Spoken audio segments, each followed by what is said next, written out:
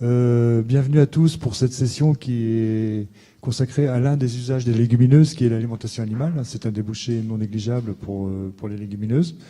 On a 1h30, on va essayer de faire un petit peu plus court parce que Marie-Benoît va me tirer les oreilles. Il va y avoir au cours de cette session un exposé général, 2 exposés un peu plus particuliers sur légumineuses à graines, légumineuses fourragères, et 3 communications flash de 3 minutes. Alors, le premier exposé, donc je vais demander à Corinne si je la vois. Merci Corinne. Donc Corinne Perronnet, donc qui est responsable du pôle aval chez Terra Univia, qui travaille sur les légumineuses et notamment les protéagineux depuis un certain nombre d'années, n'est-ce pas? Ça ne rajeunit pas. Et donc de nous faire l'exposé introductif sur les légumineuses à graines pour l'alimentation animale. Et je remercie d'autant plus Corinne qu'elle a accepté au pied levé, puisqu'on avait prévu, et c'était l'un des objets de ces rencontres, d'avoir un intervenant du continent africain qui n'a pas pu venir aujourd'hui.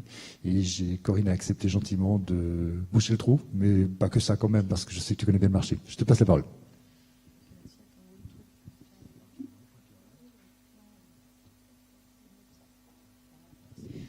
Bonjour à tous. Je vais donc saisir l'occasion effectivement pour vous parler des légumineuses en alimentation animale. Et en fait, je vais être assez simpliste. Je vais simplement présenter des notions très générales et ne parler que de légumineuses à graines. Par contre, je ne pourrais tout de même pas ne pas parler de soja, au moins en introduction, juste pour resituer la domination mondiale du soja. Et des usages en alimentation animale. Alors effectivement, le soja représente 83% des légumineuses à graines mondiales, avec environ 335 millions de tonnes produites par an. Donc ce matin, on n'a pas voulu parler de soja, mais je pense qu'on ne peut quand même pas le passer sous silence. Et effectivement, les autres légumineuses à graines sont représentées essentiellement par les haricots, pois chiches, pois secs, lentilles, un tout petit peu, lupin et fèves, etc. Voilà. Donc, la domination du soja par rapport aux légumineuses à graines dont nous allons parler ensuite. Je ne parlerai que des légumineuses à graines utilisées en alimentation animale et en particulier en France. Je ne parlerai pas spécifiquement de soja, sauf sur les aspects production. Juste 2 mots pour dire que le débouché principal, il est sur l'alimentation animale, avec des usages en alimentation humaine qui sont que de l'ordre de 75 à 80 millions de tonnes au niveau mondial par rapport aux 400 millions de tonnes. Ça aussi, ce sont des choses de base. Les légumineuses à graines qui sont des sources de protéines. On n'a pas du tout parlé des teneurs en protéines de ces légumineuses à graines ce matin. Elles sont intermédiaires entre céréales et tourteaux. Et elles ont la particularité d'être quand même assez proches des céréales sur le plan de leur teneur en amidon. J'ai représenté ici donc les teneurs en protéines avec les céréales entre 10-12% de protéines et beaucoup d'amidon. Et puis nos légumineuses à graines avec, là j'ai indiqué pois, févrole, lupin, graines de soja. Et donc pois et févrole qui sont elles aussi riches en amidon comme les céréales, et donc qui vont présenter un intérêt sur le plan énergétique aussi pour la nutrition animale. Bon, ça vous le savez aussi bien évidemment, les légumineuses, des sources de protéines riches en lysine, avec la spécificité du pois en particulier, avec des teneurs en lysine de 7% par rapport à la protéine, qui le rendent particulièrement intéressant. Et on verra que c'était une des raisons de son usage très développé en alimentation porcine par le passé. Alors, j'ai entendu parler ce matin du fait qu'il fallait quand même regarder un petit peu en arrière avant de se projeter. Donc là, effectivement, j'ai plaisir à revoir cette courbe un petit peu historique depuis 82 de la production des protéagineux et du soja en France, avec un total qui a avoisiné les 4 millions de tonnes de production de graines, alors tout compris, pois bien évidemment en majorité, mais aussi févrole, lupin et soja, dans les années 80-90, en gros jusqu'au début des années 2000. Alors je ne reviendrai pas du tout sur les raisons de la décroissance de la production des protéagineux et de soja en France, vous les connaissez, et les raisons sont multiples, à la fois politiques, agronomiques, climatiques. Et voilà où on en est rendu, donc à un petit peu moins d'1,5 million de tonnes de graines de protéagineux, avec le poids qui domine, et puis une montée légère, mais significative tout de même, du soja à l'échelle de la France. Qu'en est-il en Europe? Alors, on voit ici que la France est le premier pays producteur en 2017 de légumineuses à graines, avec en gros une grosse moitié de poids, plus de 700 000 tonnes, aussi du soja et de la févrole, le lupin étant relativement anecdotique. Autre pays producteur important dans l'Union européenne, c'est l'Italie, qui elle a une dominante soja, le Royaume-Uni avec une dominante févrole, l'Allemagne plus contrastée. Ce qu'on voit aussi sur cette diapositive, c'est que de nouveaux pays arrivent en termes de production de poids, et notamment la Lituanie, la Suède, la Roumanie, donc des développements potentiels dans d'autres pays. Voilà, c'était simplement un petit panorama des productions actuelles. Alors, que fait-on des pois et févroles actuellement en France? Alors, j'ai ici indiqué, j'ai rapporté les bilans d'utilisation des pois et févroles actuels depuis 2011-2012.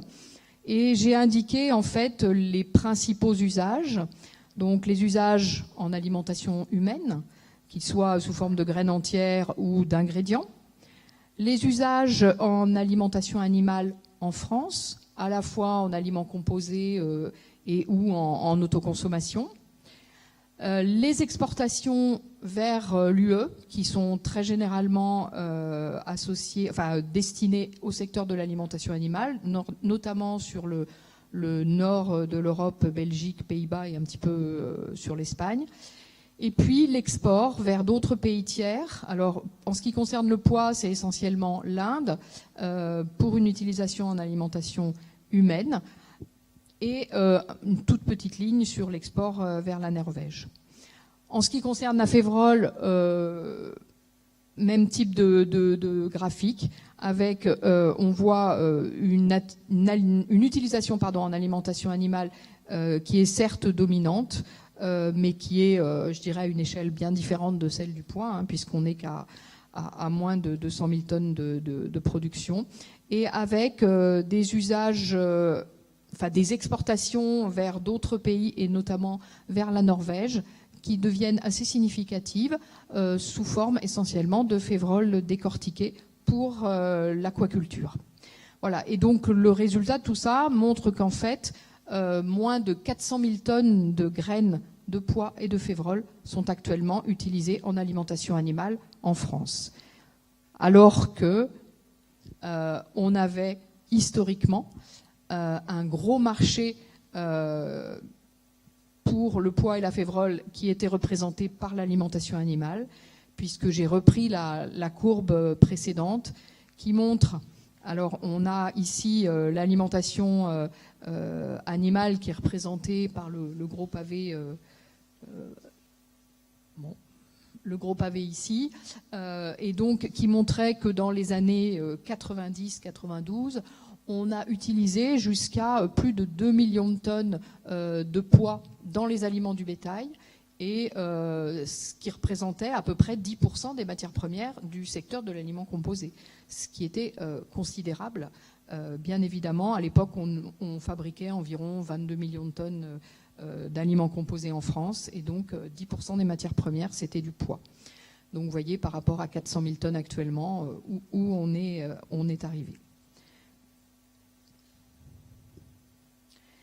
Et si on s'intéresse aux espèces animales qui consommaient ces protéagineux, et en particulier ce pois, alors là j'ai repris un vieux graphique, puisque maintenant on a quand même tellement peu d'utilisation du pois en alimentation animale que j'ai été obligée de reprendre de vieux graphiques, entre guillemets, qui avaient été faits par le Céréopa et son modèle prospective aliment, qui mime à l'échelle de la France entière l'usage des différentes matières premières dans les aliments composés, donc hors aliments à la ferme, et qui montrait que lorsque le prix du pois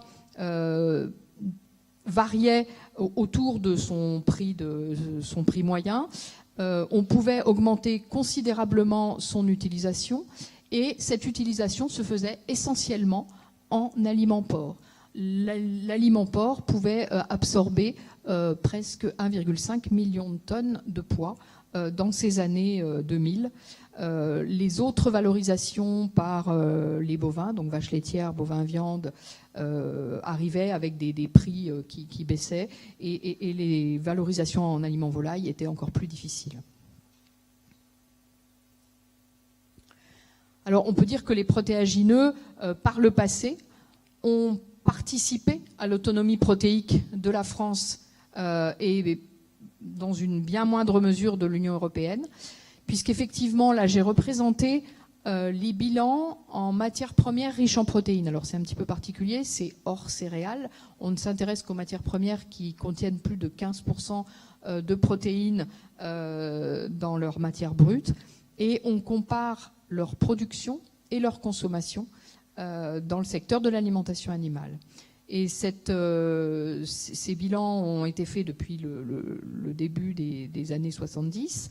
On voit qu'aux environs des années 90-2000, j'ai représenté en vert les protéagineux. Ils étaient produits en quantité importante, ils étaient utilisés en quantité importante. Et donc à cette époque, on avait en France un déficit en protéines qui n'était guère plus de 30%. Cette part des protéagineux, donc cette part d'aliments, enfin de la partie verte, a bien diminué au profit du soja, au profit des tourteaux d'oléagineux, en particulier du colza. Voilà, et on est actuellement avec un déficit de l'ordre de 45 à 47% au niveau de la France. Donc on peut dire que les protéagineux ont occupé une place significative dans l'autonomie protéique de la France dans les années 90-2000. Alors, je vous ai juste rapporté ici le bilan des matières riches en protéines au niveau européen pour vous montrer qu'il en est tout autre, puisque les protéagineux n'ont jamais eu une place très très importante au niveau européen. Quelques notions de prix, parce qu'en fait, les protéagineux ne peuvent être utilisés que si le prix, si ça calcule, entre guillemets, c'est-à-dire que si le prix permet leur incorporation. Alors, du fait de leur composition intermédiaire entre céréales et tourteaux d'oléagineux, ils sont en fait tout simplement les cours des pois. Il s'agit ici de prix de pois, blé et tourteaux de soja rendus Bretagne, donc rendus lieu d'utilisation.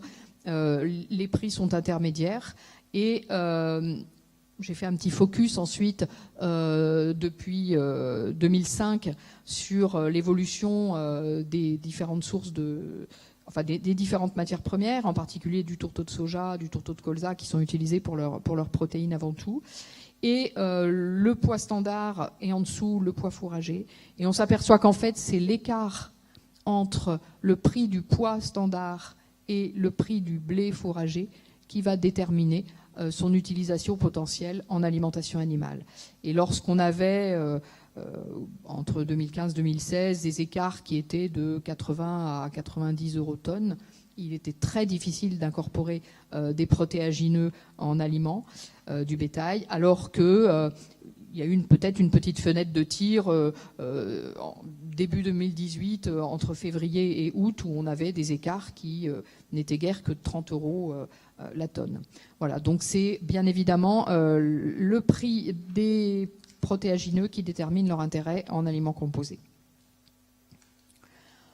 Si je devais lister les facteurs limitants intrinsèques des légumineuses en alimentation animale, je dis bien intrinsèques, c'est-à-dire hors aspect disponibilité en quantité, les freins en fait à leur utilisation, c'est bien évidemment la proportion non négligeable de parois végétales qui fait que ce sont des matières premières d'intérêt, mais dont la digestibilité, et en particulier la digestibilité des protéines et de l'amidon, est moindre que celle des tourteaux type soja ou des céréales, donc type blé ou maïs en ce qui concerne l'amidon.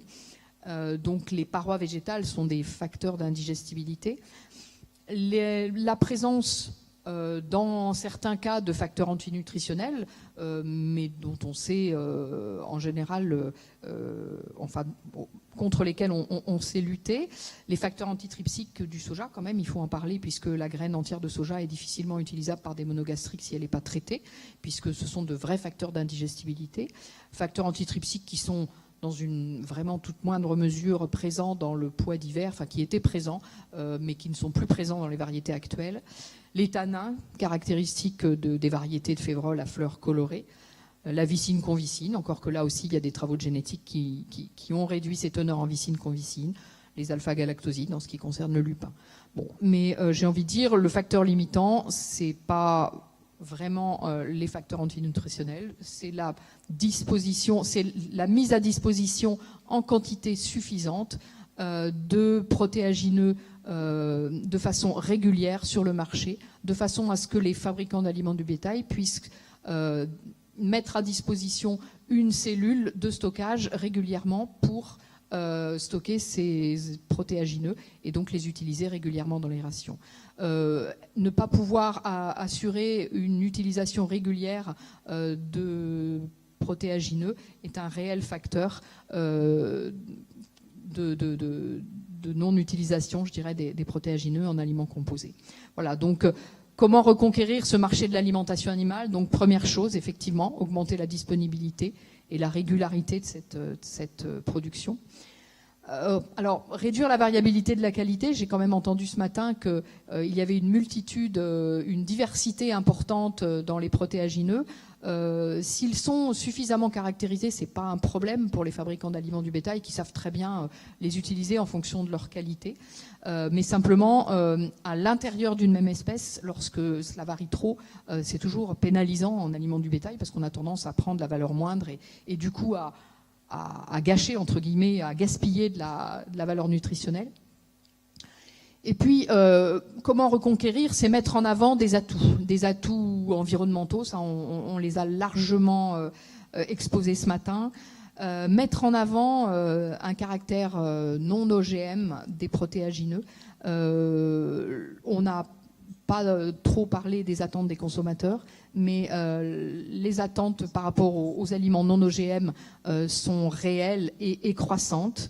Et les protéagineux sont une des réponses au cahier des charges des productions animales sous label ou signe de qualité. Et enfin, on a dit qu'il y avait besoin de protéines pour nourrir les animaux d'élevage. Finalement, ce sont les protéines qui sont les plus limitantes et les plus chères. Et donc, nos matières premières intermédiaires ont plus d'intérêt potentiellement et notamment vont plus facilement remplacer du soja lorsqu'elles sont plus concentrées en protéines. Donc des solutions, ce sont bien évidemment des solutions génétiques d'amélioration de la teneur en protéines éventuellement des différentes variétés, mais on ne va pas transformer un pois en une févrole et une févrole en un soja, donc elles ont leurs particularités. Mais on peut aussi leur appliquer des procédés technologiques pour améliorer d'une part la concentration protéique et aussi la digestibilité, parce qu'en réduisant les facteurs d'indigestibilité que sont les parois, on améliore la valorisation par les animaux, on réduit les rejets azotés liés aux élevages, et donc c'est beaucoup plus intéressant. Donc on connaît un certain nombre de procédés technologiques qui peuvent améliorer cette digestibilité, tels que même des choses très simples, un broyage, granulation, décortiquage. Et je pense qu'on va avoir tout à l'heure des exposés sur des technologies innovantes qui vont montrer un certain nombre d'innovations en termes de valorisation des protéagineux. Voilà, donc je vous remercie pour votre attention. Merci Corinne pour ce récapitulatif qui ne nous rajeunit pas. Et je suis déçu parce que je pensais que tu allais dire que le fait qu'on perde 3 points de protéines sur le poids, ça avait impacté, mais pas du tout. C'est le prix qui semble être le premier facteur. Et puis par contre, tu as terminé sur une lueur d'espoir. Alors on a le temps pour une ou deux questions.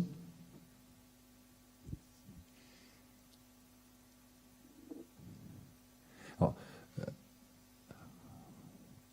moi j'en ai une quand même. Tu as parlé effectivement du prix comme étant le facteur limitant. On a de multiples espèces, mais tu n'as pas parlé des variétés, enfin des différentes variétés intra-espèces. Est-ce qu'aujourd'hui on a trop de diversité ou pas? Parce que tu as parlé vicine-convicine. On sait, on a des févroles sans vicine-convicine, on a des pois sans tanin, on a des pois sans facteur antitrypsique, mais est-ce qu'on est capable d'en trouver?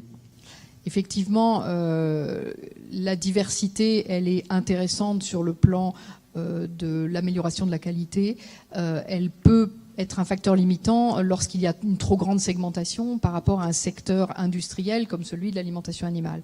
Mais je pense qu'il faut quand même réfléchir à l'évolution de la demande, y compris pour l'alimentation animale. De plus en plus de fabricants d'aliments font des aliments maintenant de plus en plus à façon pour les différents cahiers des charges qui vont demander des qualités particulières. Et on peut imaginer que des productions, même réduites, si elles sont contractualisées avec des utilisateurs potentiels, dans le cadre de cahiers des charges particuliers, je pense qu'elles pourront trouver leur place. Mais effectivement, ça suppose des démarches de contractualisation, il faut absolument que les producteurs et les consommateurs potentiels puissent imaginer des développements de filières, même si ce sont des micro-filières, de façon à ce qu'effectivement les productions trouvent des vrais débouchés à leur vraie valeur. Merci. Il y a une question ? Bon, comme on n'est pas en avance, je propose qu'on continue. Et puis en plus, ta réponse introduit l'exposé suivant, puisque là, on va parler avec Guillaume Chénaud d'une démarche de filière, donc sur les légumineuses à graines.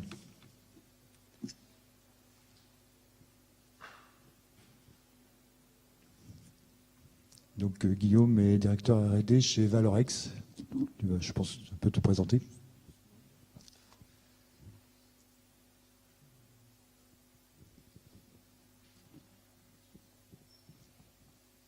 Donc, Valorex est une entreprise de nutrition animale qui a évolué dans un secteur de métier particulier qui est l'innovation dans la transformation des graines que l'on valorise en feed en tout premier lieu. Et donc je vais vous exposer là, moi, les résultats, le projet qu'on a mené depuis quelques années maintenant et les premiers livrables qui arrivent sur le terrain.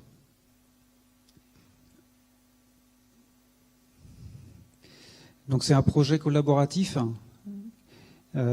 qui a démarré dans son écriture en 2013, qui a été labellisé dès 2014, soutenu par la BPI, après une expertise de différents ministères. Et ça s'appelle un PSPC pour des projets structurants pour la croissance. Donc c'est des projets ambitieux qui peut concerner des PME en l'occurrence, et qui peut leur permettre de franchir des paliers en termes de projection. Le périmètre de ce projet-là, c'est l'intégration pérenne d'oléoprotéagineux, donc on va surtout parler de protéagineux aujourd'hui, dans l'auge des animaux, avec un usage rendu pérenne par l'intérêt qu'il repose en termes de filière jusqu'au consommateur. Donc ça part dans les champs, depuis les champs, et on va jusqu'aux attentes sociétales, avec un gros programme sur les procédés technologiques appliqués à ces graines, où on a fait une revue des différentes technologies applicables pour en faire une extraction des plus pertinents. Donc c'est un projet ambitieux dans le sens où il est d'un budget de 17 millions d'euros. Pour une PME comme Valorex, un budget de 11 millions d'euros sur 5 ans, ça pèse énormément.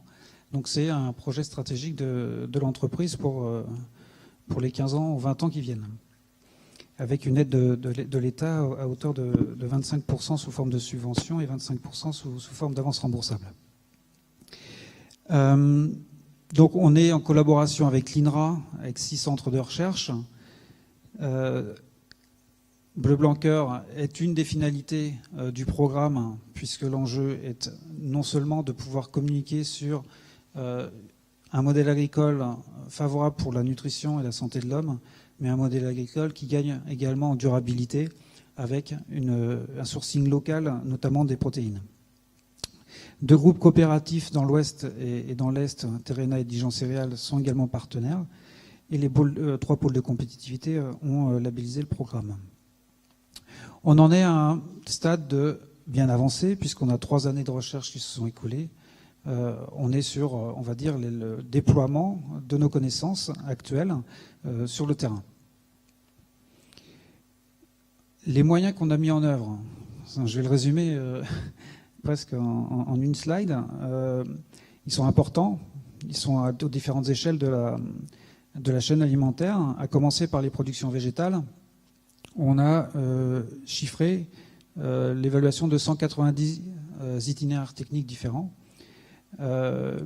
environ 400 tests de variétés, et ceci sur 3 zones, 4 espèces et 2 saisons. Les espèces, je n'en ai pas parlé, c'est le lupin, la févrole, le pois, et on a également introduit le lin. Au niveau de la transformation, qui est notre cœur de métier, on en a chiffré plus de 2000 combinaisons technologiques qu'on a pu évaluer à travers des approches in vitro et in vivo. Donc ça combine des traitements mécaniques, thermiques, thermomécaniques également, enzymatiques et fermentaires. Bien sûr, on ne peut pas tout résumer en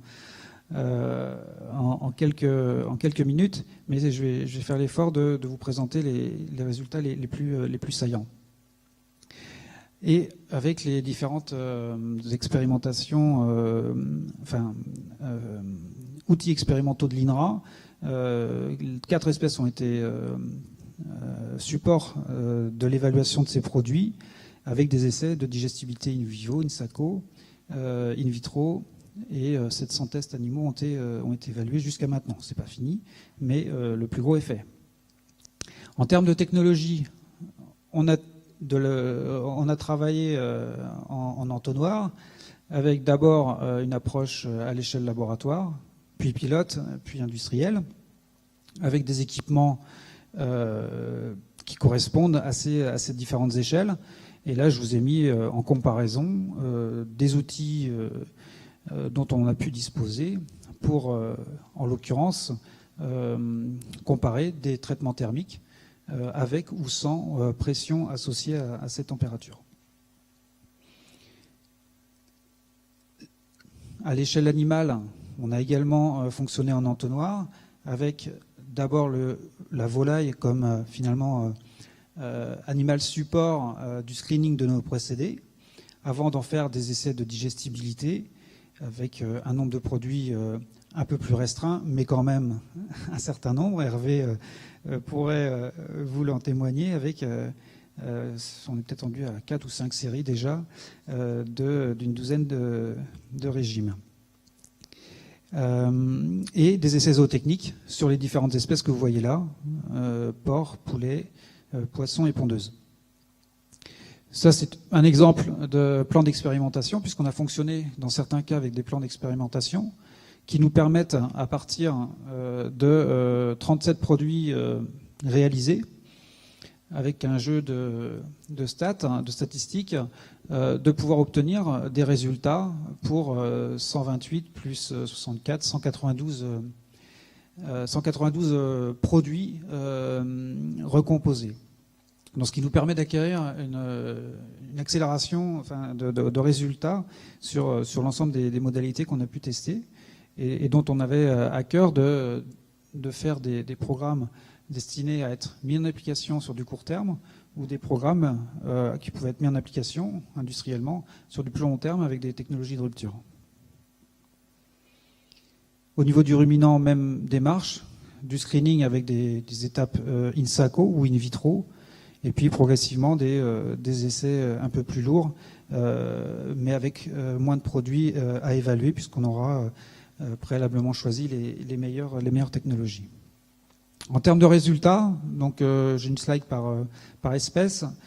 Chez les monogastriques, pour ce qui est du poulet, on a ici en haut une représentation des effets marquants sur l'énergie métabolisable gagnée grâce à la combinaison à la fois de la graine que l'on a choisie, puisqu'il y a une étape de sélection de ces graines-là, puis ensuite une étape des étapes et une combinaison de procédés mécaniques, thermiques et enzymatiques. Et donc on a un gain qui peut aller de 21% à 44%, selon qu'on associe ou on ajoute une étape de décortiquage de cette graine, alors en l'occurrence de févrole, avec des gains également sur la digestibilité de la protéine. Donc ça commence à être des gains significatifs en termes de technique qui méritent d'être évalués à l'échelle zootechnique et économique. C'est ce qu'on a pu faire avec un essai qui a été mené en comparaison, en l'occurrence avec le tourteau de soja, puisque c'est ça notre témoin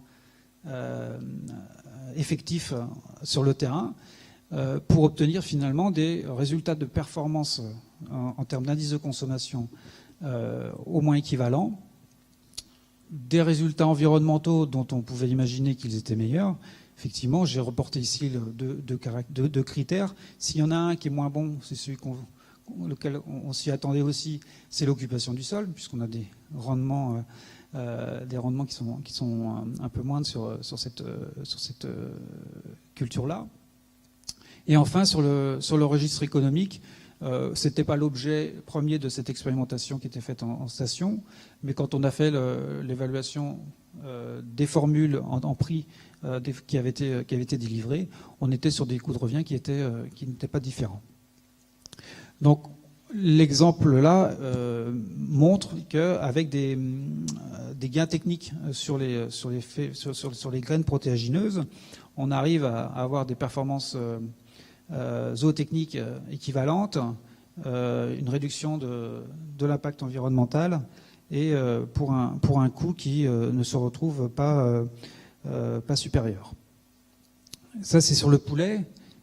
Pardon. Sur la poule pondeuse, j'ai la même diapo. Elle peut être complétée par un poster qui se retrouve en salle 1 ou 2, puisque ça fait l'objet d'une présentation sous forme d'affiche. Donc nous avons là, de la même façon, un effet marqué, en l'occurrence sur une graine entière de févrole à hauteur de 24% et de 8% sur l'énergie métabolisable et l'utilisation de l'azote. On a de la même façon un indice de consommation qui s'est maintenu, une masse d'œufs exportés au moins équivalente, des réductions d'impact environnementaux et en l'occurrence là un coût alimentaire légèrement supérieur qui peut paraître élevé si on s'adresse à celui qui va le constater au premier niveau, mais si on pousse la réflexion du coût rendu au consommateur, c'est quelque chose qui finalement arrive comme étant presque dérisoire compte tenu de l'impact que ça peut avoir sur toute la filière et sur l'enchaînement jusqu'à un assolement revisité. Pour ce qui est du poisson, pareil, il y a un poster.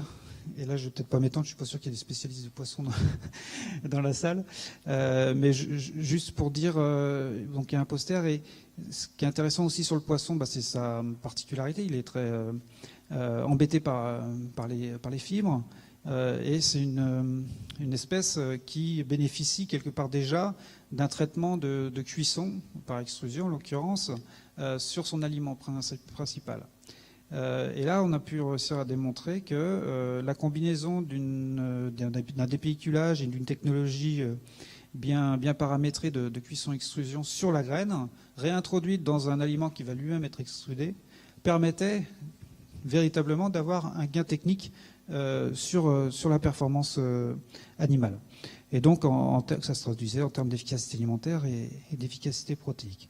Donc ça, c'était intéressant également de le montrer, puisque pour ceux qui font du poisson, ils nous disent tous, ça ne sert à rien que tu extrudes ta graine, puisque moi, je vais le faire derrière. Sauf qu'on a complètement adapté notre procédé pour le rendre optimum sur ces graines protéagineuses.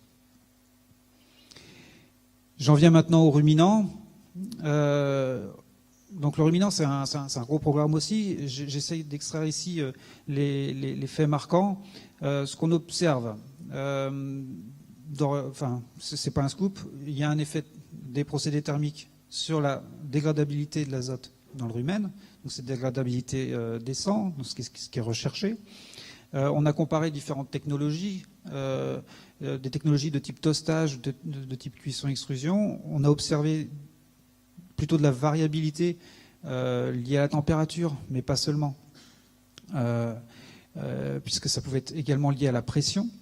Et donc, on a observé plutôt des effets modérés sur le toastage, avec plutôt des fortes variabilités, puisqu'il y a des caractéristiques technologiques plutôt pas toujours évidentes à maîtriser dès lors que c'est réalisé sur des graines entières.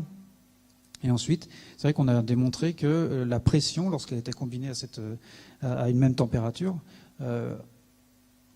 accentuait l'effet sur la DT. Ce qui nous a également été rapporté dans ces travaux, c'était quelques éléments de surprise, puisqu'on lit souvent la mesure de la DT à un prédicteur qui est la dégradabilité enzymatique à 1 heure. Et on constatait parmi les nombreux points que vous voyez sur le graphique qu'on pouvait avoir non pas une ligne de prédiction en droite, mais pour une même DE1, des DT très différentes entre jusqu'à 15 points d'écart. Donc ça commençait à nous interroger. Et donc on s'est dit, il faut peut-être qu'on regarde de plus près ce qui se passe, parce que c'est une technique qui est connue pour avoir quelques limites à vérifier. Et en l'occurrence, ce qu'on a vérifié, c'est la granulométrie des produits issus de ces technologies qui ont la particularité d'être fines, d'avoir une granulométrie très fine à l'issue de ce procédé. Et on a constaté, par analyse granulométrique, que 30 à 40% des particules de l'échantillon traversaient déjà l'émail du sachet nylon qui est posé dans le rumen. Donc, ce sont autant de matières premières qui sont considérées comme dégradées et donc qui biaisent l'analyse et le résultat rendu par la méthodologie, d'où le travail en cours qui est de revoir les conditions de la méthode pour éviter que ce biais finalement conduise à une mauvaise estimation des valeurs de DT et de PDI des graines issues de ce procédé. Donc ça, c'est un effet important et à considérer dans notre métier, puisque ce sont souvent les valeurs nutritionnelles établies sur des méthodes comme celle-ci qui font que des graines comme celle-là peuvent ou non rentrer dans les alimentations pour ruminants. J'irai un tout petit peu plus loin sur ces valeurs de DT. On a observé tout à l'heure des différences entre technologies. Donc là, j'ai représenté une grille de DE1, et puis là, c'est des valeurs de DT qui sont observées, soit selon des procédés thermiques, thermomécaniques avec certains cofacteurs qui vont renforcer les réactions de Maillard. Et finalement, les valeurs de DT obtenues jusqu'à maintenant, ce sont celles qui ont été obtenues avec un certain biais. Donc on est en train de les reprendre pour les corriger. Donc on ne sait pas encore jusqu'où finalement est rendu le niveau de protection de nos produits, puisqu'on est en train de corriger la méthode et de voir à quel stade se retrouve le niveau de protection de ces produits. Ceci étant, ça ne nous a pas empêché de faire une étude de zootechnie Et là, en l'occurrence, c'est Solveig qui est en thèse à l'INRA, qui va vous présenter un petit flash tout à l'heure de ces résultats-là. Avec la particularité, c'est qu'on ne s'intéresse pas seulement à la protection dans le rumen, mais là à la digestivité intestinale, ce qui aura traversé le rumen, qu'est-ce qu'il en advient? Eh bien, ils ont pu mesurer des acides aminés plasmatiques qui est bien le revers de ce que l'animal aura pu absorber de son intestin. Et on l'a mis au regard de ce qu'il y avait comme composé de maillard obtenu dans l'aliment et en reliquat dans les fesses. Donc, ce qui donne un certain nombre d'indicateurs qui peuvent être intéressants à discuter et pour en faire une interprétation derrière. Et en termes de résultats et de performances zootechniques, ce qu'on obtient sur cette étude, en comparaison toujours à un tourteau de soja, pour un carré latin qui était sur févrole ou un autre sur lupin, dans des conditions de graines crues ou cuites dans des conditions différentes, et bien que le potentiel de production des animaux ont été atteints dans certains cas, mais pas dans tous, et en l'occurrence, dans une des deux combinaisons de cuisson, et pas celle qui était supposée être la plus élevée. Et ça, c'était intéressant, parce que ça nous montre finalement qu'il est important de ne pas regarder que les éléments de DT, d'autant plus qu'ils peuvent être biaisés, mais qu'il y a d'autres indicateurs à prendre en considération pour être sûr de la valorisation que l'animal peut pouvoir en faire. Et en l'occurrence, les résultats ont montré que les graines crues ou cuites dans des conditions peut-être excessives en l'occurrence, n'ont pas permis à l'animal de produire ce qui était atteint, ce qui était visé. Donc tout ce que j'ai dit là, c'est des travaux qui ont été présentés au Congrès international sur les herbivores en partie en septembre, là, qui s'est déroulé. Il y a un papier qui est en cours de soumission au journal d'Eri Science, et Solveig vous dira quelques petits mots juste après, en complément. Au stade où on en est aujourd'hui, on a en vert, les flèches vertes, c'est tout ce qui est déjà amplement réalisé. Réaliser tout ce qui est expérimentation aux différentes échelles technologiques avec l'INRA. On a des essais terrain qui ont déjà démarré, certains sont terminés et donnent des bons résultats, d'autres, et ça va se poursuivre selon les espèces. Et on a une autre catégorie de produits qui sont dits de deuxième génération, puisque ça va vers des outils industriels qui doivent être réinvestis. Et donc là, on est sur une fin de programme où on va tester ces technologies de rupture. Donc d'un côté, on a la marque des produits qui sont issus de cette génération de produits, et de l'autre, on a investi dans des outils pilotes qui concentrent finalement la combinaison de procédés qui nous a semblé la plus pertinente au regard des 3 années de recherche qu'on a menées juste avant. Au final, dans notre projet, on est sur une organisation de filières. Je n'ai pas passé trop de temps sur la partie amont du programme, mais notre enjeu, c'est de réussir à mettre en place des volumes et les qualités qui vont bien avec notre procédé, puisqu'il y a des graines qui sont plus aptes que d'autres à être traitées de la façon dont on a à les traiter. Et il y a une complémentarité qui est recherchée également.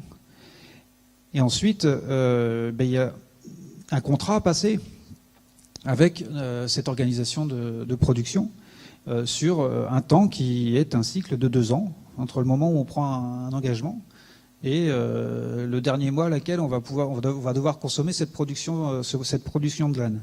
Donc c'est des engagements qui sont importants à considérer quand on est dans une stratégie de filière comme celle-ci. L'organisation elle repose aussi sur une stratégie de développement. Donc on a la chance d'avoir déposé des brevets qui nous permettent de pouvoir répandre quelque part le savoir-faire qu'on a acquis là dans d'autres structures, auprès de d'autres structures qui vont pouvoir faire le même métier que ce qu'on a commencé à faire dans notre petit coin là à Combourtillet, Et l'idée étant de répandre finalement dans les bassins de production de graines et au plus près des bassins de production des animaux, eh bien les outils de transformation qui vont pouvoir mettre en place ce type d'équipement et cette méthodologie de travail pour répondre au marché. Et quel marché ? Eh bien, c'est un marché aujourd'hui assez ouvert sur à la fois les démarches non OGM, des démarches de labels privés tels que Bleu Blanc Cœur ou la Nouvelle Agriculture, ou encore la démarche d'agriculture biologique. On va dire que le courant est plutôt très positif sur ces secteurs-là, et on arrive, je dirais, presque à point nommé avec nos solutions actuellement, bien qu'on ait commencé effectivement 5 ans plus tôt. Donc en image, on espère effectivement que ça c'était au début du projet, on puisse passer de cette image-là et qu'en 2025, on arrivera à fleurir davantage le bord de route. Je vous remercie. Merci. Merci Guillaume. Est-ce qu'il y a des questions ? Gérard. Oui, merci Guillaume.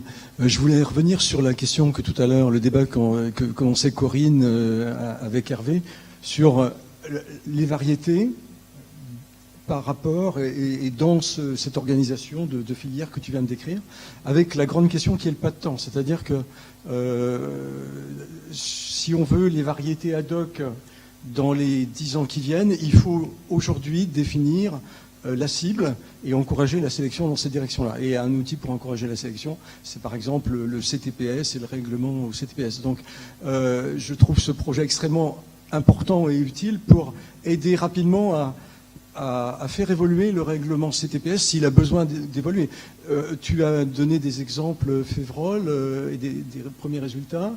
Actuellement, au CTPS, en Févrole, il y a une veille, une vigilance sur la teneur en protéines pour qu'elle reste élevée. Donc il y a le règlement qui intègre ça. Il y a un bonus qui est donné aux variétés sans tanin. C'est historique. Est-ce que ça reste pertinent si on considère que le procédé dépelliculage n'est pas très coûteux et auquel cas on peut dire peut-être demain aux sélectionneurs oublier les tanins, parce que chaque fois qu'on rajoute un critère, c'est de la lenteur, c'est du délai. Donc est-ce qu'on doit réviser le critère tanin? Et un autre bonus qui est mis au CTPS, c'est la réduction de la vicine par voie génétique, qui sont des produits thermostables. Et là, est-ce que y a toujours le débat entre le process, ou est-ce qu'on se dit il faut absolument encourager tous les sélectionneurs à très vite à faire une matière première homogène, faible en vicine. Voilà le genre de débat. Et on est sur un pas de temps beaucoup plus long, donc il y a urgence aussi à le réfléchir pour préparer les décisions. Merci pour cette question. C'est vrai que dès qu'on a écrit le programme, on savait qu'on ne pouvait pas s'engager dans des programmes de sélection génétique parce que ça dépassait les 5 ans du programme. Mais par contre, on s'était engagé à finalement tisser un lien avec les sélectionneurs, justement pour faire cause commune et ne pas faire chacun son travail dans son coin. Et c'est en ce sens qu'on se réunit maintenant tous les ans, effectivement, avec les sélectionneurs pour voir quelles sont leurs visions du marché. Et nous, on apporte la nôtre pour, quelque part, faire émerger les évidences, celles qui se rencontrent. À titre d'exemple, les tanins, effectivement, aujourd'hui, pour moi, j'ai le sentiment qu'il n'y a pas d'avenir génétique à retirer les tanins de la févrole. D'une part parce que on peut obtenir des très bons résultats sans les retirer, et on peut en obtenir des très bons en les retirant par voie technologique. Donc ce qui fait que, sachant qu'en plus c'était un poids agronomique, associé, on va dire que, sur ce sujet-là, pour moi, il y a presque plus de débat. Ensuite, pour ce qui est de la vicine-convicine, je pense que c'est l'inverse. Effectivement, là, il n'y a pas forcément de technologie évidente qui permette de s'en débarrasser, et plutôt un intérêt à le mettre en œuvre génétiquement parce que il n'y a pas de contrainte agronomique qui est associée.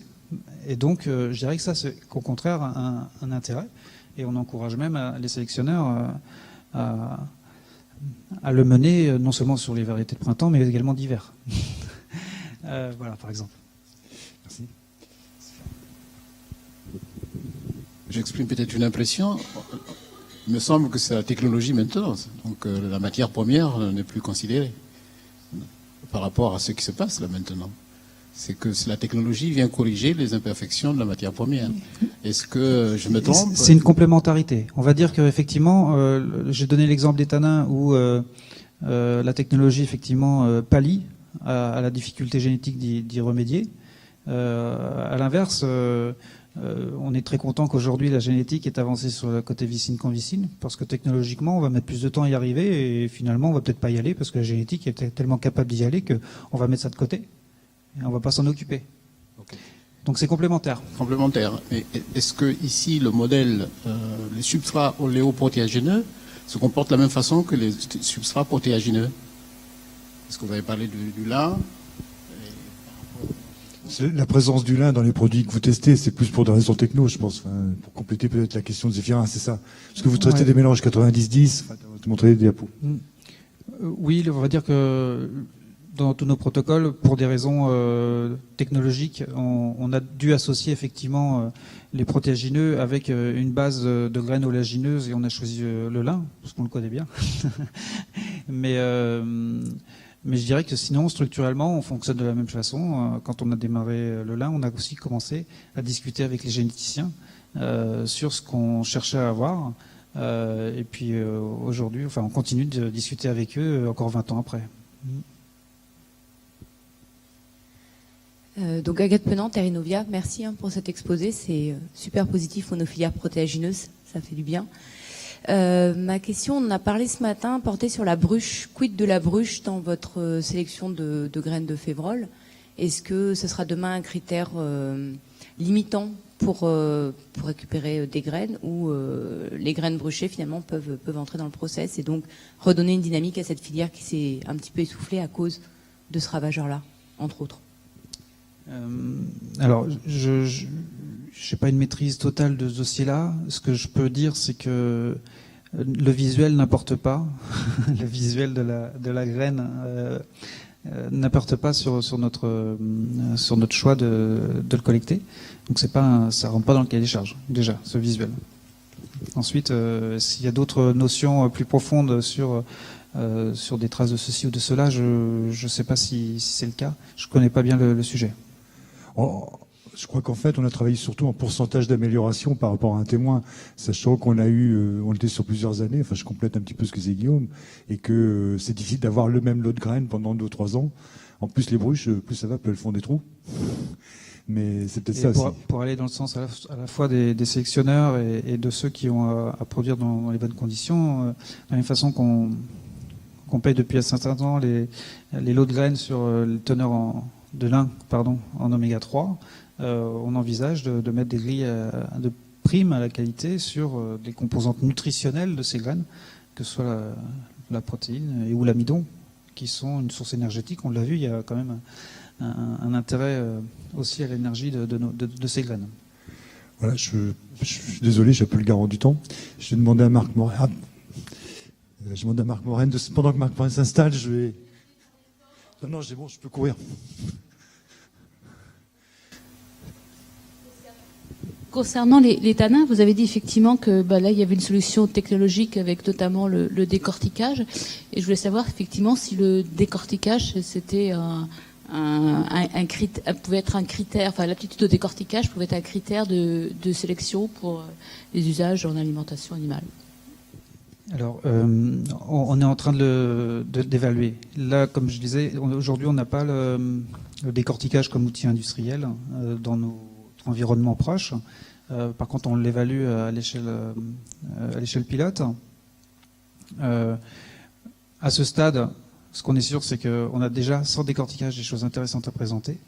Et on est en train d'évaluer, techniquement et économiquement, la pertinence d'ajouter à cela cette étape-là. Donc, en fonction de cette pertinence économique, on pourra mettre en œuvre effectivement des méthodes, et c'est ce qui nous reste à faire dans l'année qui vient, je dirais, qui peuvent rentrer en considération dans des méthodes de caractérisation de graines qui sont issues de programmes génétiques. Merci. Je vais passer la parole maintenant à Marc Morenne pour changer un petit peu de thématique et parler des échanges entre céréaliers et éleveurs. Et donc, tout cela dans l'objectif toujours d'autonomie protéique. Bien, bonjour à tous. Donc, Marc Morenne, UMR Innovation de l'INRA de Montpellier. Alors, c'est difficile de parler après Monsieur Chenot. Ça va être peut-être un peu moins concret. Et puis, ça va être des résultats issus d'un travail mené dans le cadre du RMT Spice, donc du réseau mixte technologique système de polyculture et élevage, un travail qui a duré 4-5 mois, et représenté un budget de 20 000 euros. Donc, c'est quand même pas les mêmes échelles de travail. Néanmoins, c'est quand même un panorama que je vais vous présenter à l'échelle de la France sur les formes d'échange entre céréaliers et éleveurs pour développer des formes d'autonomie et notamment d'autonomie en protéines à travers des échanges de légumineuses. Donc vous reconnaissez peut-être la vache de Cantavélote, coopérative laitière Aveyron-La Guiole, pour vous dire que ces échanges ils s'intègrent aussi dans des dynamiques de terrain et c'est ce que je vais essayer de démontrer. Mais d'abord, quelques éléments de contexte. Pourquoi on s'est intéressé à ça et comment on s'y est intéressé. Alors, si on regarde à l'échelle mondiale, les travaux notamment de Julia Lenoé montrent bien que les flux d'azote, donc les supports de l'autonomie protéique ou des échanges de protéines entre systèmes de production agricole, à l'échelle mondiale, ils sont bouclés. Évidemment, il n'y a pas d'échange avec l'espace intersidéral. Donc l'azote, il reste et il se transforme sur le système Terre.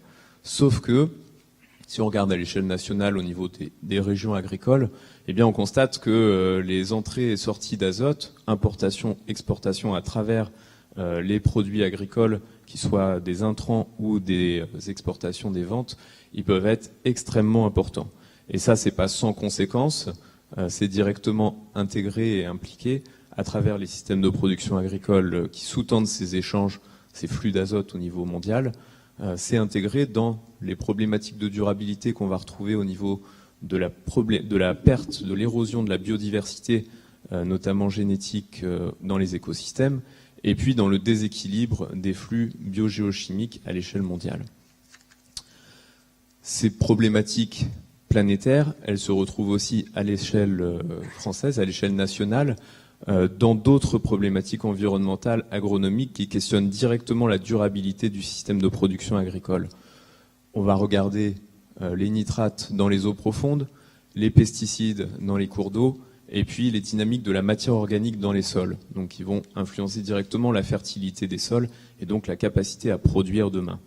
Et bien en fait, on voit bien que selon les régions, on va retrouver des problématiques bien spécifiques qui vont être liées soit à la spécialisation en système de grande culture, en système céréalier, soit à la spécialisation et la concentration des élevages au sein de régions spécialisées.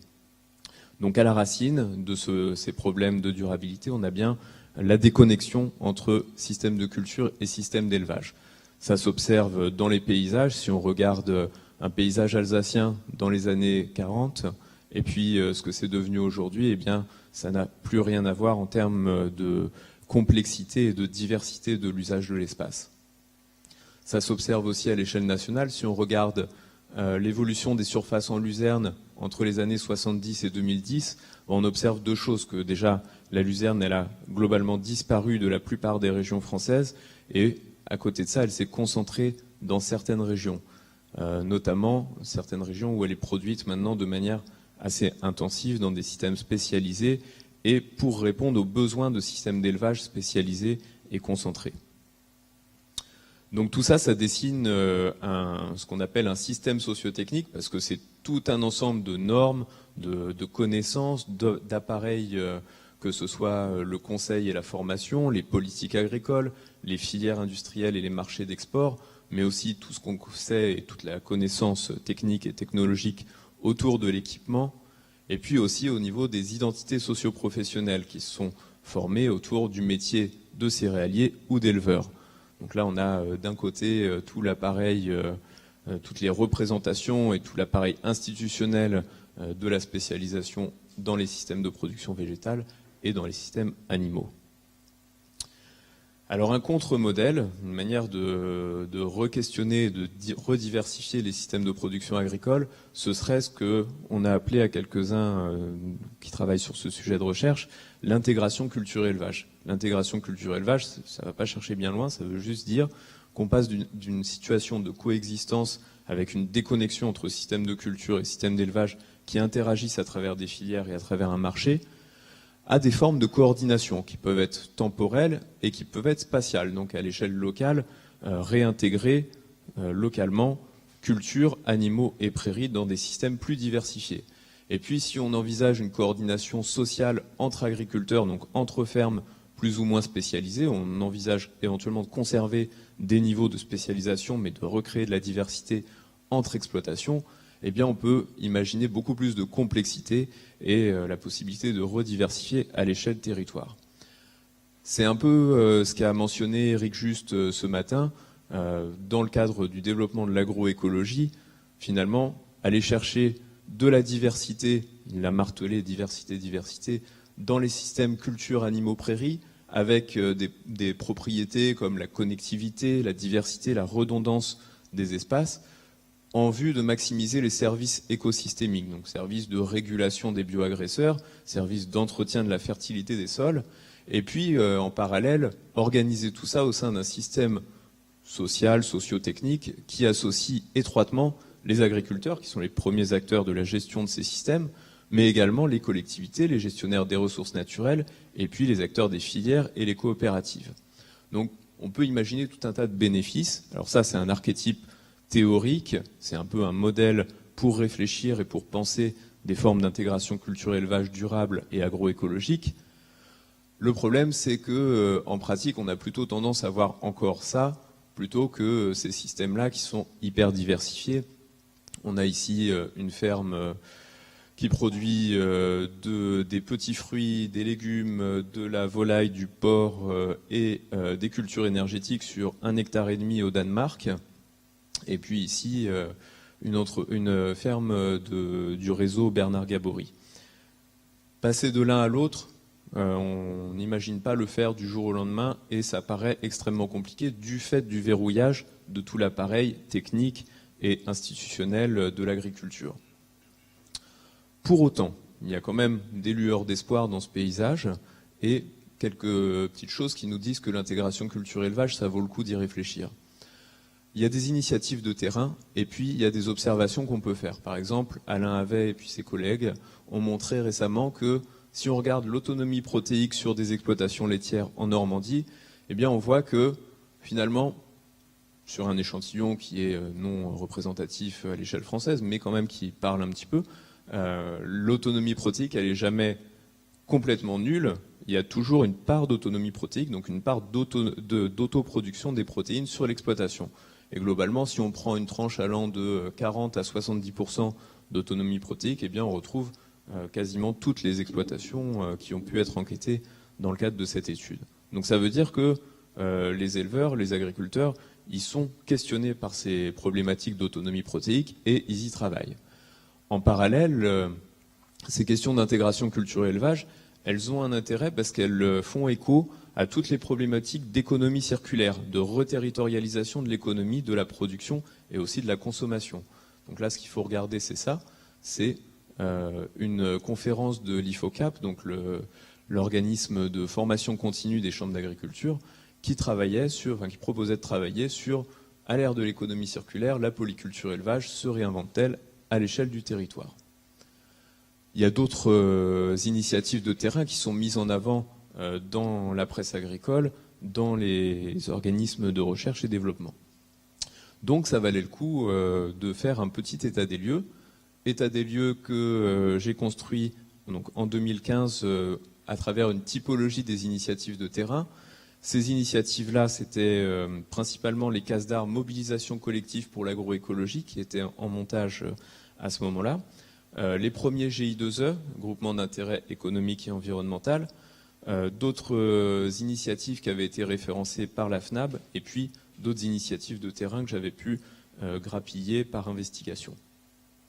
Donc je vous passe le détail de la méthodologie, il y aura des références de l'article correspondant, mais en gros, ça consistait à récolter tout un tas d'informations sur ces initiatives de terrain, les organiser et les sélectionner en fonction de critères qui étaient: est-ce qu'on a une diversification des assolements et des pratiques dans les systèmes de production? Quel niveau d'intensité des liens entre production animale et végétale on observe dans ces initiatives?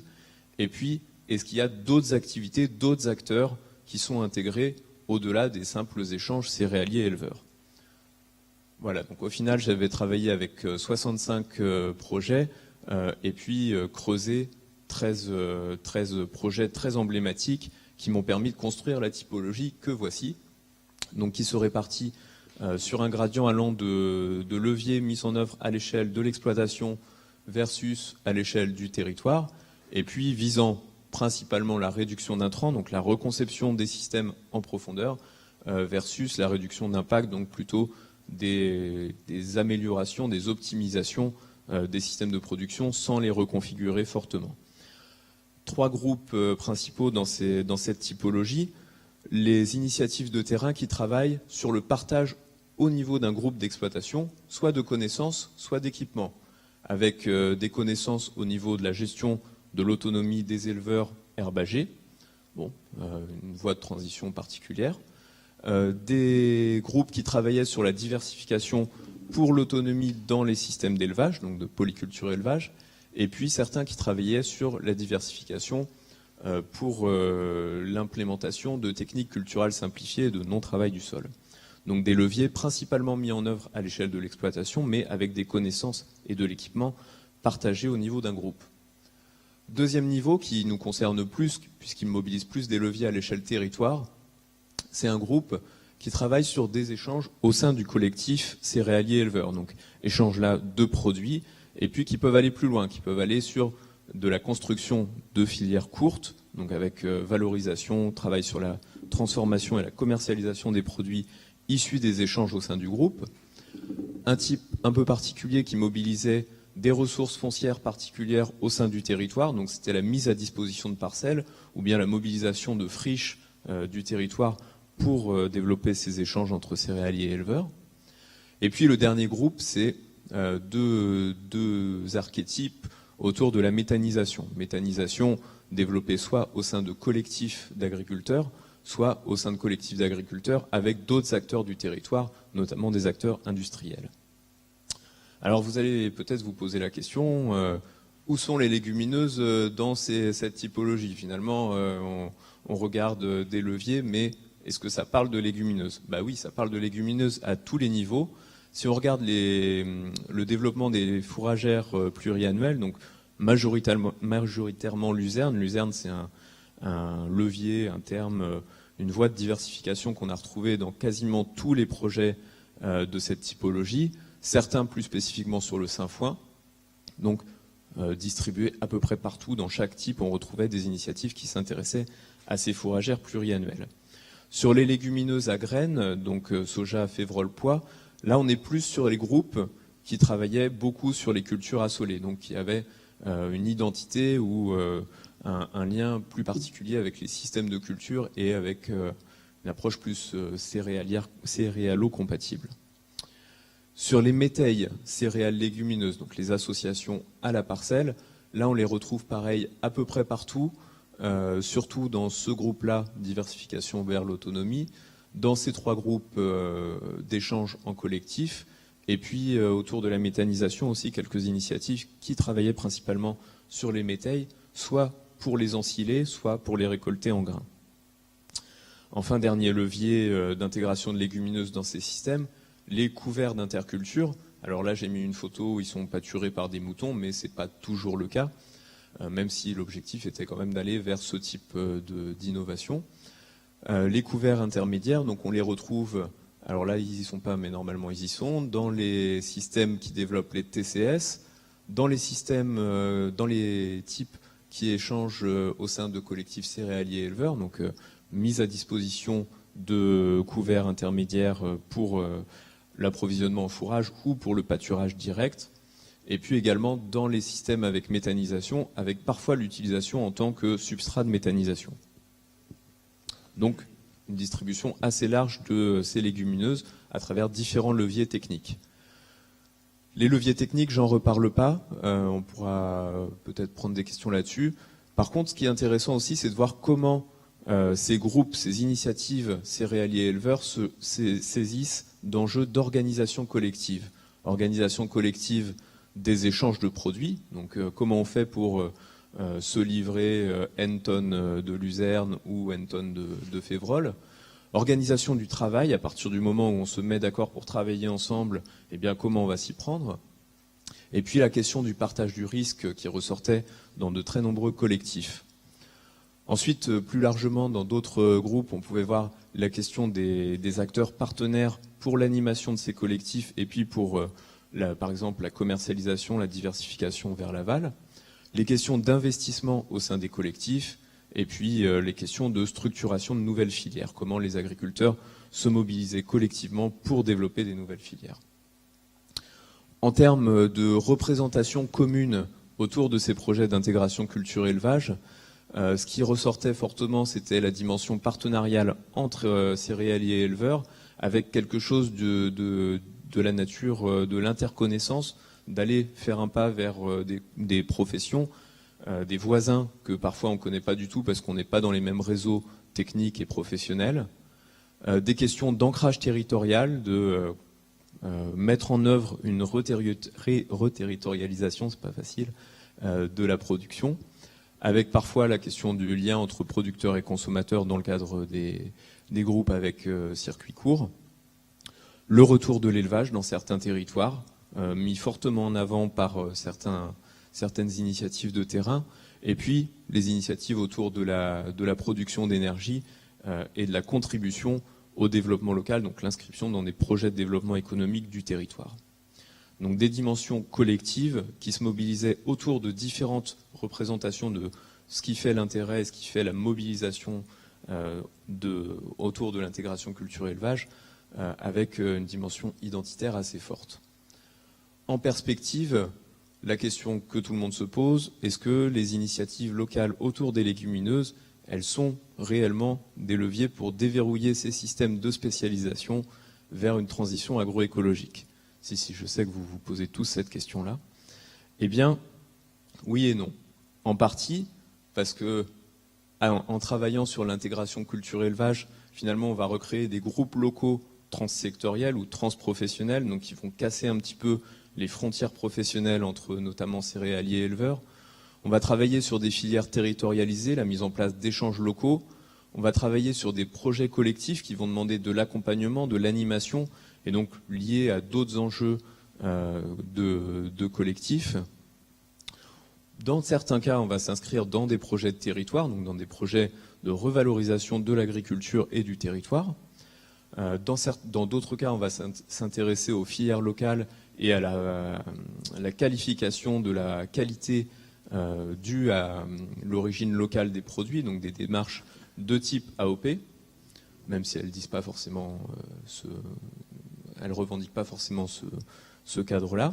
Donc finalement, on a quand même tout un tas de leviers qui sont mis en œuvre, qui sont cohérents pour proposer une alternative aux formes très spécialisées d'agriculture, et puis qui vont quand même vers une reterritorialisation plus ou moins forte avec différents objectifs.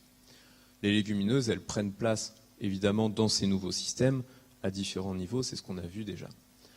Donc en perspective, maintenant qu'on a fait ce panorama des initiatives de terrain, qu'est-ce qu'on peut en retenir?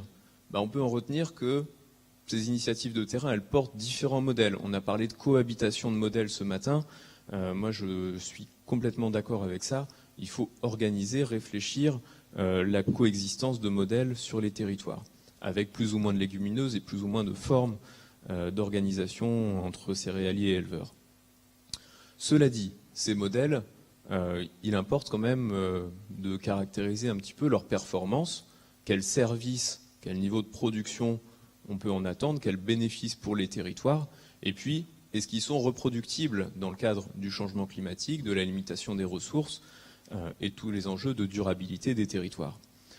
Donc, pour moi, les perspectives maintenant, c'est identifier les systèmes pertinents dans leur contexte territorial et puis les voies de transition pour augmenter le nombre de ces systèmes allant vers l'intégration culture-élevage. Pour ça, on a des outils, les plans alimentaires territoriaux, réfléchir à l'autonomie du territoire en termes d'alimentation, à l'autonomie en termes de moyens de production. Les GI2E qui mobilisent très fortement dans les nouvelles vagues ces questions d'intégration culture-élevage et de liens céréaliers-éleveurs. C'est aussi des besoins de recherche pour réaliser l'évaluation et la caractérisation des performances et de la durabilité de ces modèles, et puis des besoins d'accompagnement. Donc là, je me tourne vers les collègues du développement, des chambres d'agriculture, pour formuler et accompagner ces dynamiques de terrain. Voilà, je vous remercie, j'ai fait le tour. Merci. Comme on a déjà mangé une partie de la pause, on a le temps pour une question, mais Marc sera là à la pause aussi, vous pourrez continuer à discuter. Je suis désolé de... Pas de souci. Et donc, oui, comme je le disais, il y aura un article qui va sortir dans Innovation agronomique très bientôt.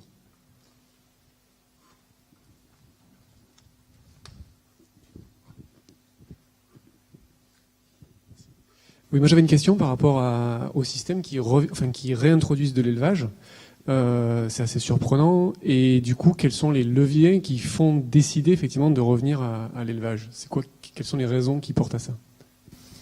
Alors, il y a différents moyens et différentes motivations pour réintégrer de l'élevage dans les systèmes spécialisés en production végétale. Ça peut être faire venir de l'élevage qui vient d'ailleurs sur le territoire.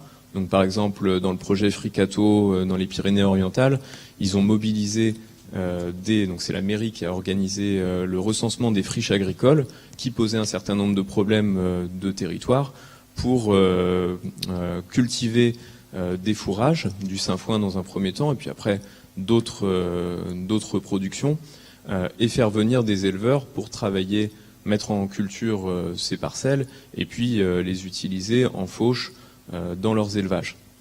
Donc il y a des références sur ce projet Fricato. Là, c'est le cas où l'élevage vient d'ailleurs. Dans certains cas, on voit vraiment remonter des filières d'élevage, enfin plutôt des ateliers d'élevage sur les territoires. Alors à plus ou moins grande échelle, ça peut être à très petite échelle dans des collectifs qui qui proposent à un éleveur de s'installer, par exemple dans le cadre d'assolements en commun. Il y a des GI2E qui travaillent là-dessus. Et puis, il y a des réflexions sur plutôt des filières plus larges, plus gros ateliers, type engraissement de jeunes bovins, en lien avec des systèmes de production céréalière autour. Donc, c'est vraiment des démarches à différents niveaux, mais qui, en tout cas, s'intéressent tous, en fait, à comment on valorise des cultures de diversification, donc céréales secondaires, de la prairie assolée, temporaire, donc qui répond aux enjeux agronomiques, aux enjeux de durabilité agronomique des systèmes de culture, et puis rechercher de la matière organique, donc des sources de fumier, concrètement, pour fertiliser les sols. Ok, merci. Je vais arrêter là et demander à Caroline Coquois si elle peut venir pour continuer à parler de liens agriculture et autonomie protéique dans d'autres systèmes. Donc vous avez la parole.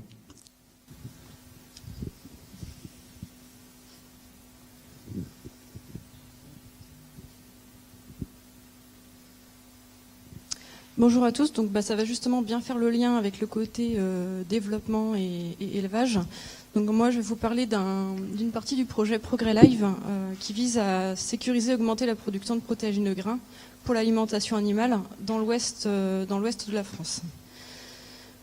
Donc ici les différents partenaires du projet, donc des essais qui ont été menés en partenariat avec Terrena, la Chambre d'agriculture de Bretagne, la Chambre d'agriculture des Pays de Loire. Donc là, l'objectif, c'était de définir quels sont les leviers qui amènent les agriculteurs bretons et des Pays de Loire à intégrer des protéagineux dans la rotation, pour le côté agriculture conventionnelle et pour le côté agriculture biologique. Donc dans un premier temps, on a mené une enquête terrain auprès de 69 agriculteurs en Bretagne. On avait 3 objectifs. C'était caractériser les exploitations qui produisaient des protéagineux dans l'Ouest, détailler quels étaient leurs systèmes de culture et pourquoi est-ce qu'ils incluaient des protéagineux. Et puis identifier derrière les itinéraires techniques de protéagineux qui étaient performants, qui permettaient d'avoir des résultats économiquement viables en fait pour les exploitations. Suite à cette enquête, on a fait un suivi de parcelles d'agriculteurs avec des recueils de données assez techniques pour répondre à différentes questions. Pourquoi est-ce que vous produisez des protéagineux ? Comment sont choisies les parcelles ? Est-ce que les protéagineux vont être plutôt produites sur certaines parcelles de la ferme ou sur la globalité des parcelles ? Avec quelles espèces ? Donc on travaille plus particulièrement sur le lupin, la févrole et le pois. Est-ce que ces espèces étaient cultivées en pur ou en mélange, en association notamment avec des céréales ? Quels étaient les points clés d'itinéraire technique qui faisaient que ça fonctionnait ? Et puis les freins et les leviers pour la mise en culture chez les agriculteurs. Donc je vous donne un extrait rapide de ce qu'on a pu retirer comme résultat. La publication se fera d'ici l'année prochaine pour les résultats totaux. Donc par exemple, à la question « Pourquoi produisez-vous des protéagineux ?» j'ai fait ressortir deux gros types. Les agriculteurs qui cultivaient les protéagineux en culture pure et ceux qui les cultivaient plutôt en association. Il ressort qu'en association, on a quand même plutôt les agriculteurs qui vont se retrouver en agriculture biologique et en culture pure, plutôt ceux qui vont être en agriculture conventionnelle. On ressort une problématique commune, c'est l'azote dont on a pas mal parlé ce matin. Même si on dispose quand même plutôt facilement d'effluents organiques sur la région, contrairement à d'autres régions, on est quand même une région plutôt élevage à la base. Et puis ensuite on différencie, donc pour ceux qui sont en culture pure, la production d'abord doit répondre à une question de marge, l'allongement de la rotation aussi, et puis casser un petit peu le cycle des adventices, ravageurs qu'on peut avoir sur les autres cultures de vente. L'effet précédent qui était important pour eux, et puis l'intérêt dans la ration de l'élevage. Là-dedans, on a une partie qui produisent des protéagineux pour les autoconsommer dans l'élevage et d'autres qui les produisent pour les vendre.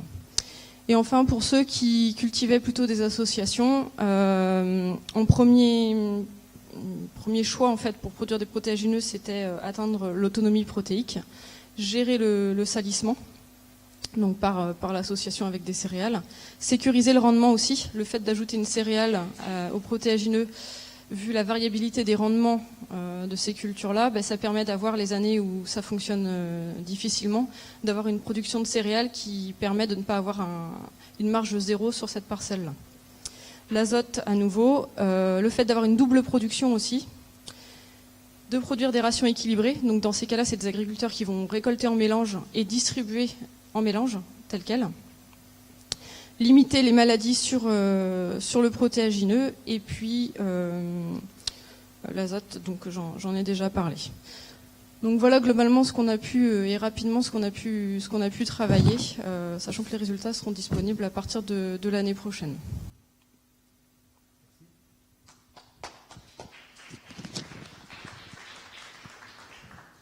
Sauf si vraiment il y a une question brûlante, je vous propose qu'on fasse les 3 exposés dans la foulée.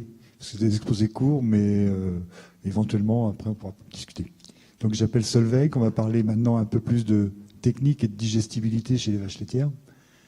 Donc, Solveig fait sa thèse. Guillaume en a parlé tout à l'heure sur les ruminants. Bonjour à tous. Donc, effectivement, je vais vous présenter un petit peu plus en détail un des points que Guillaume Chénaud a abordé tout à l'heure. Donc, je réalise mon travail de thèse sur l'utilisation des graines protéagineuses traitées et leur valorisation par les vaches laitières. Donc, comme l'a dit Corinne Perronnet dans son introduction, en fait, le contexte, c'est de remplacer le tourteau de soja qui est importé par des graines de févrole et de lupin produites en France dans l'alimentation des vaches laitières. Mais pour cela, il faut augmenter la valeur protéique de ces graines de févrole et de lupin. Donc nos hypothèses dans le travail qu'on a mené, c'était que le procédé d'extrusion allait protéger les protéines de la dégradation dans le rumen, en partie grâce à des réactions de Maillard, et que plus la température d'extrusion allait augmenter, plus la complexation entre les protéines et les sucres réducteurs allait être importante. Et une dernière hypothèse était que ces complexations sont réversibles dans la caillette et donc permettent quand même la disponibilité des acides aminés dans l'intestin des animaux. Donc on a mis en place un essai in vivo composé de 2 carrés latins conduits en parallèle avec dans chaque carré latin 4 vaches. Dans le premier carré latin, on a étudié un mélange donc de févrole et de lin distribué cru, extrudé à 140 degrés ou à 160 degrés, vous voyez les produits ici, comparé toujours à un témoin tourteau de soja. Et le deuxième carré latin était exactement identique, sauf que la graine de lupin remplaçait la graine de févrole. On a réalisé des mesures, entre autres, d'ammoniac dans le jus de rumen, qui est un indicateur de la dégradation des protéines. On a dosé les acides aminés plasmatiques, qui est un indicateur de l'absorption intestinale. Et on s'est également intéressé, comme l'a dit Guillaume, aux composés de Maillard, à la fois dans les aliments offerts et dans les fesses, qui sont témoins de la protection des protéines. Donc au niveau des résultats, si on regarde la dégradation des protéines dans le rumen, alors on a des résultats qui ne sont pas significatifs compte tenu de notre dispositif expérimental. Par contre, on remarque qu'on a quand même beaucoup plus d'ammoniac, donc une moins bonne protection des protéines lorsque les graines sont crues par rapport aux graines extrudées. Et c'est d'autant plus vrai, notamment dans le carré latin lupin, lorsque la température d'extrusion augmente.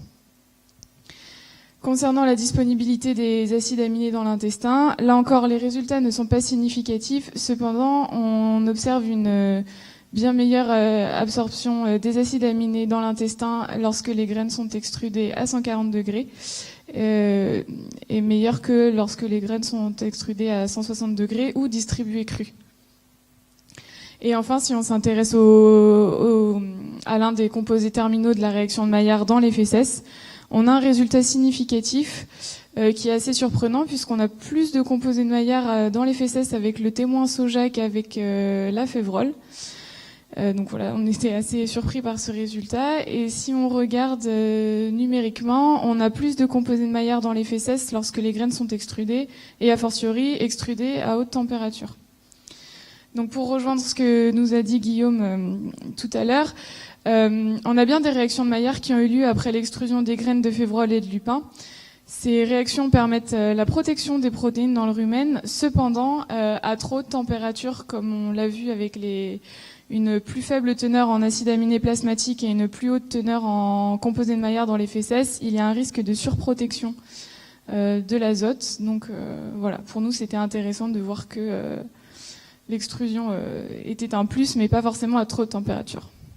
Voilà, je vous remercie pour votre attention. Merci Solveig. Ça montre bien, pour répondre à la question de Zéphirin, qu'il n'y a pas qu'une techno pour une graine, a priori. Je vais demander maintenant à Antoine de venir pour le dernier exposé qui m'avait toujours un peu surpris. J'avais appris à l'école que les monogastriques, ça mangeait des graines et les ruminants, ça ruminait, ça bouffait de l'herbe. Et puis apparemment, les porcs peuvent manger des fourrages. Bonjour, donc Antoine Roissard de l'ITAB, l'Institut technique d'agriculture biologique. Et donc je remplace mon collègue de l'INARA, Stéphane Ferchaud, pour présenter des résultats de distribution d'enrubanage de luzerne à des porcs en croissance. Donc des essais qui ont été réalisés dans le cadre d'un CASDAR qui s'appelle Cécalibio en fait et qui vise à travailler sur différents leviers pour améliorer l'alimentation des porcs et des volailles en agriculture biologique. Donc du coup, pourquoi il y a eu ce travail qui a été réalisé sur la distribution d'enrubanage? Il y a aussi des essais alimentation classiques en termes de conduite alimentaire, formulation. En fait, en bio, il y a un déficit en protéines biologiques qui est important. Pour donner un ordre d'idée, un tourteau de soja tracé origine France, ça vaut à peu près 1 000 € à la tonne. Et la luzerne, en fait, c'est déjà bien présent dans les têtes de rotation en élevage porcien biologique, en fait, parce que dans les systèmes en culture en bio, il y a beaucoup de luzerne. Et donc, en fait, les éleveurs se posent la question, voilà, est-ce que je peux la valoriser directement sur la ferme? Et à cela s'ajoute aussi le fait qu'en agriculture biologique, les porcs doivent recevoir des fourrages grossiers pour des questions de bien-être animal, d'enrichissement de milieu. Donc on s'est dit, est-ce que, au-delà d'avoir juste un aspect, on va dire, enrichissement de milieu, est-ce que ça peut pas être intéressant aussi d'avoir une valeur alimentaire pour le fourrage? Donc là, je vais présenter juste des résultats préliminaires. Il y aura des résultats détaillés dans un article au JRP. Donc l'essai a commencé quand les porcs faisaient 53 kilos, parce qu'avant ils étaient trop petits pour qu'on envisage de leur faire consommer du fourrage. Et donc l'essai s'est arrêté quand il faisait 181 jours à la fin, donc du sport par l'eau. En termes d'enrubanage, on a choisi un produit le plus riche possible en protéines. Donc on est sur un enrubanage à 22,1% de MAT, après qui était plutôt sec, 75% de matière sèche, donc ça correspond pas forcément à ce qui est un enrubanage moyen, mais nous on a vraiment fait le choix d'aller sur un produit riche en protéines.